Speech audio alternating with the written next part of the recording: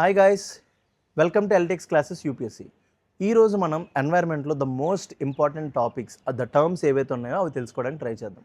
Bio accumulation, bioconcentration, biomagnification. ఈ మూడు కూడా ఎగ్జామ్ పర్స్పెక్టివ్లో చాలా ఇంపార్టెంట్. చాలామంది ఆస్పిరెంట్స్ ఈ మూడిట్ల మధ్య డిఫరెన్స్ తెలుసుకోవడానికి ఇబ్బంది పడుతూ ఉంటారు అనమాట. సో దాన్ని తెలుసుకోవడానికి ట్రై చేద్దాం ఇన్ ఈజీ ఫార్మాట్. సో ముందు ఈ మూడు టర్మ్స్ తెలియాలంటే మీకు ఒక కాన్సెప్ట్ తెలియాలి.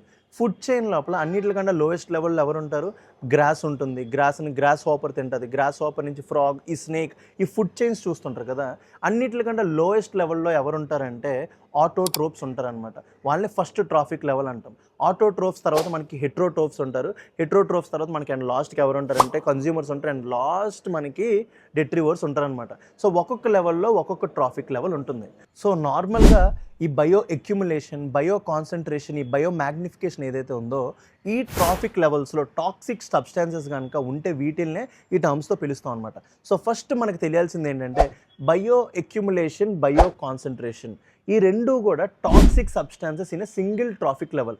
ఒక ట్రాఫిక్ లెవెల్లోనే టాక్సిక్ సబ్స్టాన్సెస్ ఉంటే వీటిని ఏమంటాం?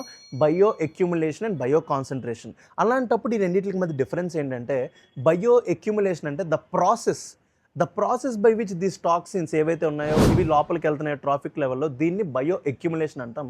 అదే బయో కాన్సన్ట్రేషన్ అంటే అర్థమవుతుంది కదా, the amount of toxic substance in a traffic level, దీన్ని ఏమంటాం? Bio concentration. And last bio magnification అంటే తెలుసు కదా, ఏదైనా ఎక్కువగా చూపించడం.